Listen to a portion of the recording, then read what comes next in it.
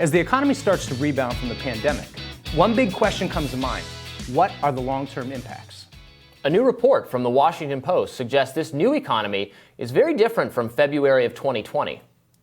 This is due to higher prices, fewer workers, and scarce housing. Yeah, look, I think we're in a really interesting time in terms of economic recovery, right? We have a different workplace and different work environment than we've ever had, where there's some hybrid workplaces and people are going to work from home as well as come back to the office.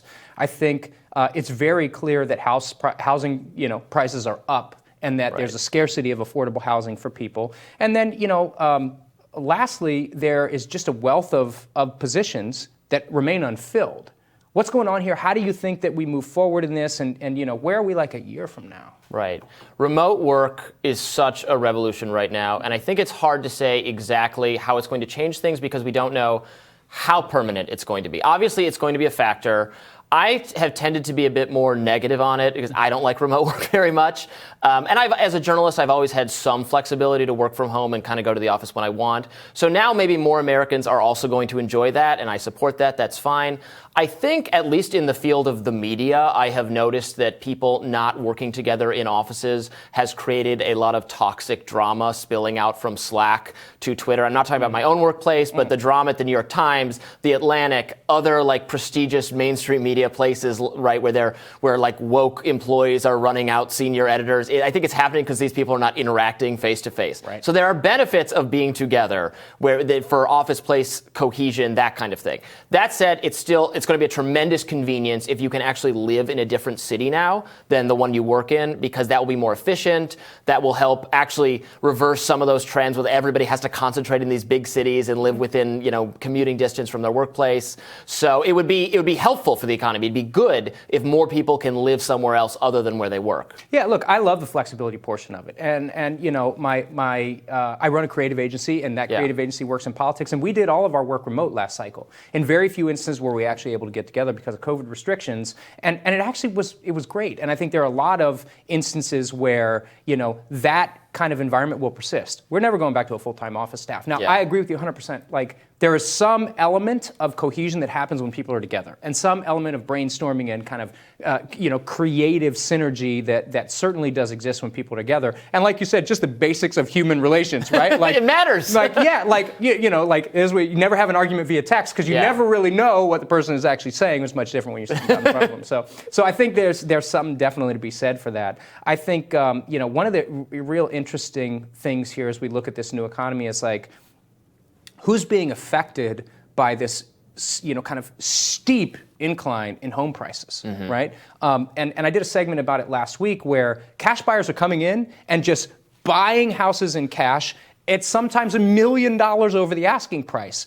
And what it's doing is really pricing regular people or first-time home buyers almost out of the market, because there are sellers who don't want to deal with somebody who's actually got a mortgage, because so many people are coming in with cash. And that's creating a problem in the fact that people who would be able to get their first home, which in many cases is the start of wealth for people and building familial wealth, they're just kind of shut out right now. Yeah, the only way I can think of to really address this problem, because some of it just can't be solved, like that phenomenon, changing zoning laws so you can have more denser urban housing. You could have more high rises that are affordable.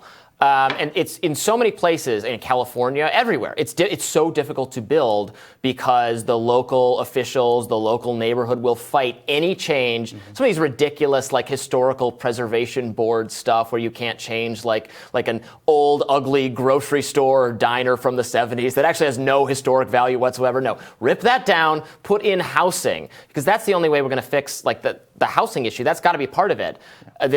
Those people get priced out and they end out, so far away. They got to commute to work, and it's a nightmare. So that is a policy thing that government people could change. That I think is like a no-brainer. But it's politically toxic in a lot of places. Yeah, that's right. It is.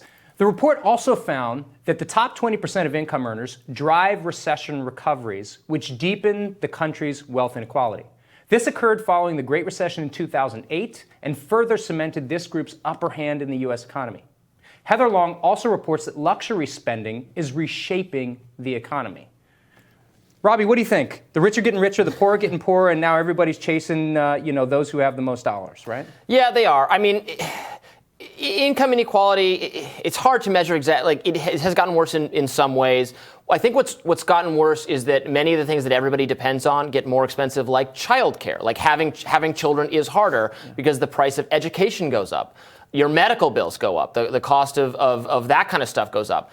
At the same time, TVs are cheaper than ever before. The less economically well off can afford many of the comforts of middle class and upper class lifestyle, well beyond what people of a previous generation would have been normal for them, right? Like prior to the 1950s, there are these really staggering differences in quality of life that some of that you don't have now. But you do have, yes, intensive, I think, areas of the economy that really involve people. It's harder to make that more efficient and cheaper. So you have, the schools are the biggest issue, right? It's just, the price of tuition is astronomical for families, for working families. It's so hard. I want to, kind of come in there and try to solve that from government perspective. I don't know how you fix that. Some of these public schools, it feels like they should be capped how much families have to pay to go there. What's the point of having a public university, even that is unaffordable to the people who pay taxes for that university? Yeah, it's kind of a digression. Yeah, I couldn't agree more. And I think there's something really important here that that nobody's really kind of addressing. And it's been an ongoing wealth gap that has increased. If you just look at a couple of indicators, right? Let's look at the salary indicator. Yeah. Salaries for regular working folks, middle income families, have basically remained stagnant, between 7 and 12% growth over the last 20 years. All right. While CEO pay has gone up 940%.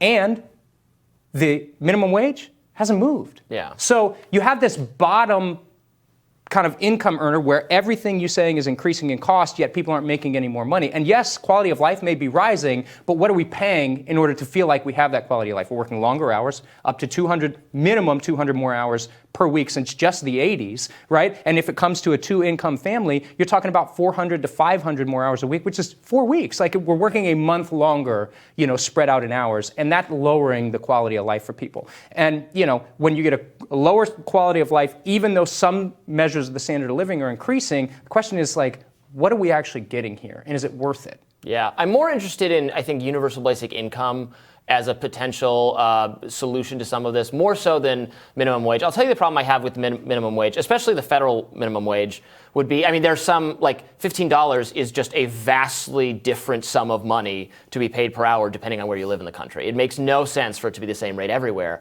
because the cost of living is just astronomically higher or lower in different places. Also, I worry about people starting out, young people I'm very pro young people getting jobs. I almost think we push college too much, more and more college, more and more debt, more and more education. For what? Get a job if you'd rather do that. And I worry that you actually make those people non-competitive with established employees if they're forced to start at a wage higher than what they would naturally earn. So I'm interested in other strategies for supplementing people's income, for helping them out if they need it. Yeah, well, that's interesting. One way to look at it is you could actually make the minimum wage a certain percentage of what the cost of living is in each state. And that would be manageable. Then it wouldn't be just a flat fee, which in New York, maybe $15 isn't that much. Right. But in a portion of Alabama, more rural, less costly, it might be a huge increase. So, right. I think you have a great point there. Tomorrow on Rising, we have another amazing Tuesday planned for you. All-star panelists Jennifer Holdsworth-Karp and Rachel Bovard are here for Team Rising again. And Samantha Rennick and Amber Affey join us.